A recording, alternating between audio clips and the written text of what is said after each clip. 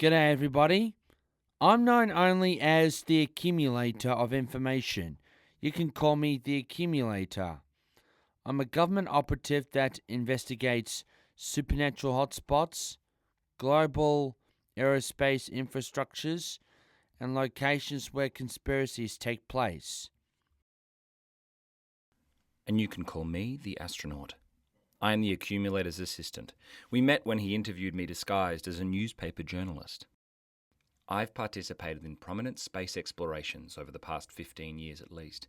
Many of these you will have never heard of due to their covert nature. Welcome to episode 5 of our podcast, Starlight Network!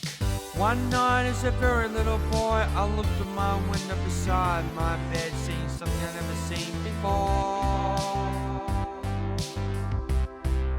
A big bright light speeding through the sky like a weird satellite going out of complete control.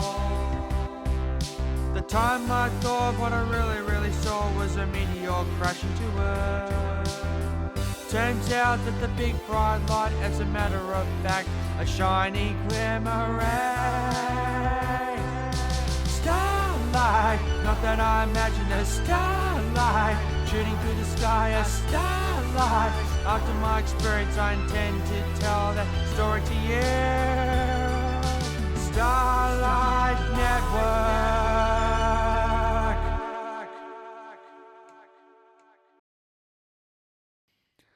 The following program is classified adults only. Contents and subjects contain statistical information regarding supernatural events that is scary for children and some certain individual young adults. In Starlight Network, we're going to be talking about supernatural disturbances during space explorations missions, UFO sightings, haunted houses, unexplained disappearances, ghost encounters, poltergeists, conspiracy theories in history, and espionage. It is our duty to investigate and substantiate the truth hiding in plain sight of each subject, which we tend to report individually and collectively.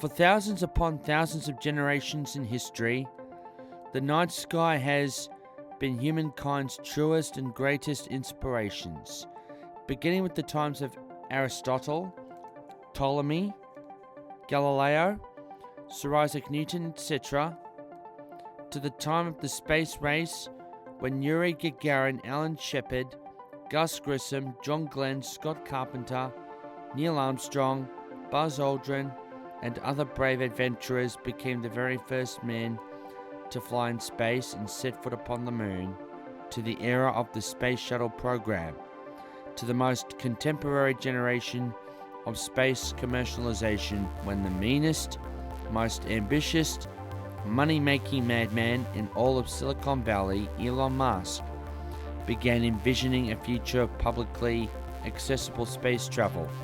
It's been only 60 years since the first human was sent into space, and a lot has happened since then.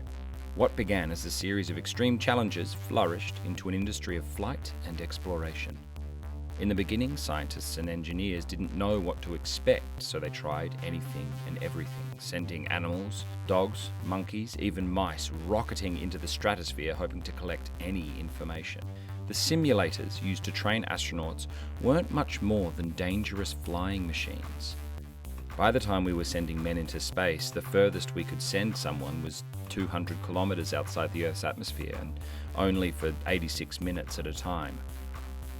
Now we have orbited comets and have set our sights on Mars.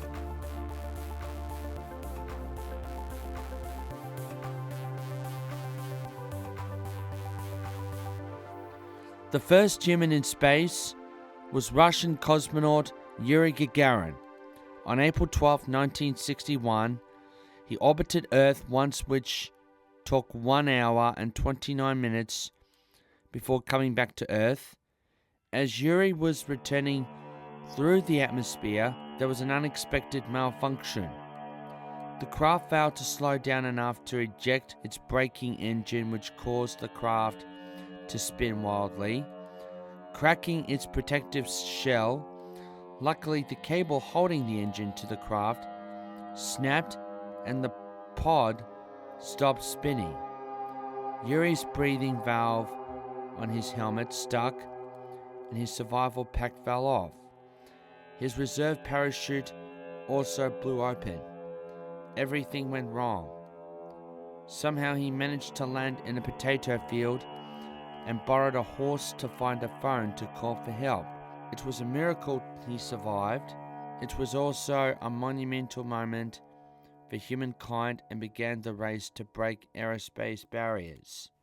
This also sparked a furious competition between America and Russia, who were already feuding due to Cold War tensions.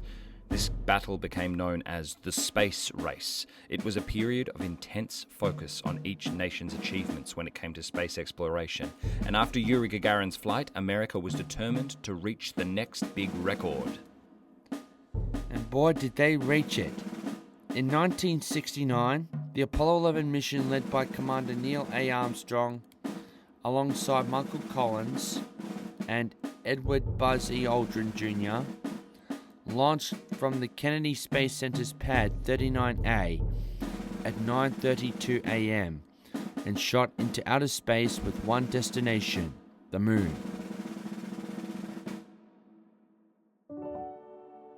We all know those famous words spoken by Neil Armstrong as he set foot on the Moon for the first time. One small step for man, one giant leap for mankind.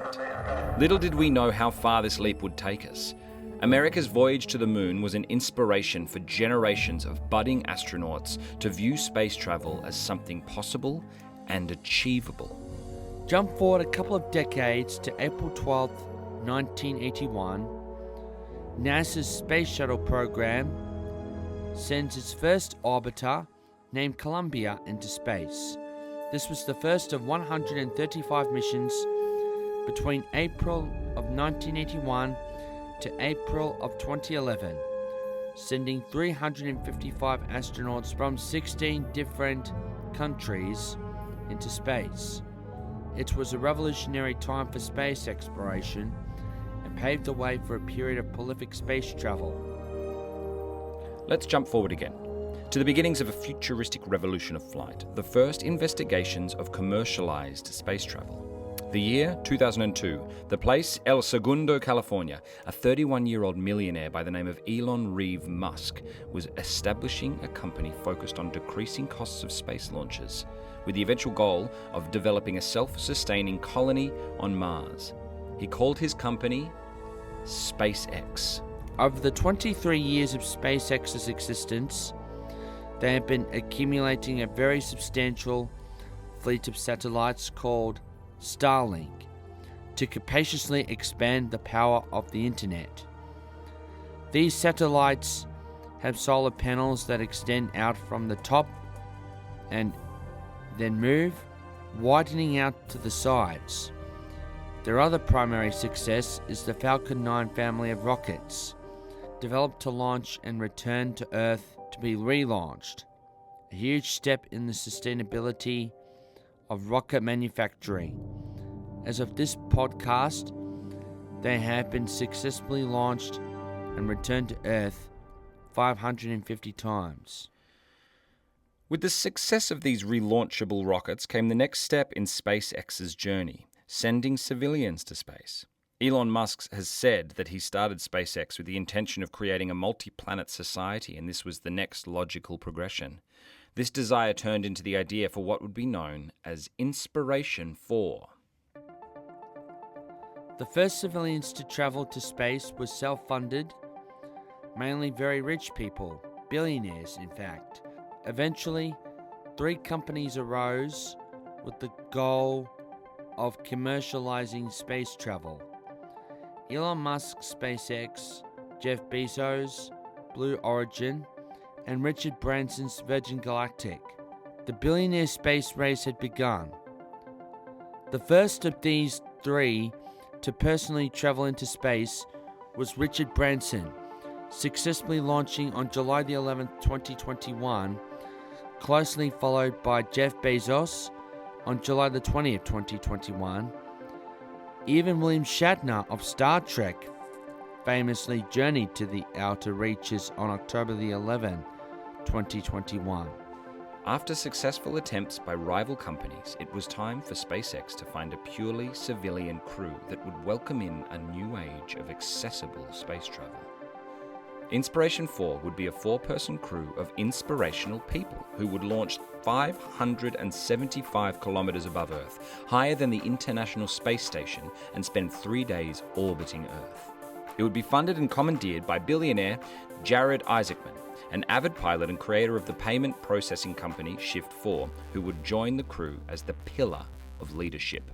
We forgot to mention, dear listeners, that the Inspiration4 crew were represented a different pillar: leadership, hope, generosity, and prosperity. The hunt for civilians to join the crew would fit into these categories. The first astronaut they found was physician's assistant and childhood bone cancer survivor Haley Arsenault. After being diagnosed with osteogenic sarcoma at a young age, Haley Arsenault lost her leg and was fitted with prosthesis. She would eventually become a medical worker at the very hospital that saved her life, St. Jude's. It was her story of survival and courage that would lead to her being picked as the representative of hope for Inspiration4. Next came Chris Szymborski, an Air Force veteran who had donated money to enter a draw to win a spot on the rocket. He represented generosity. Finally, the 4th spot would go to geoscientist and science communication specialist Cyan Proctor. She made a video talking about her space-themed art, which focused on African American women's view of space travel. She was the face of prosperity. The crew was officially complete. Now came the hard part. Months of training began. The crew, although civilians, needed to be confident in their abilities on board.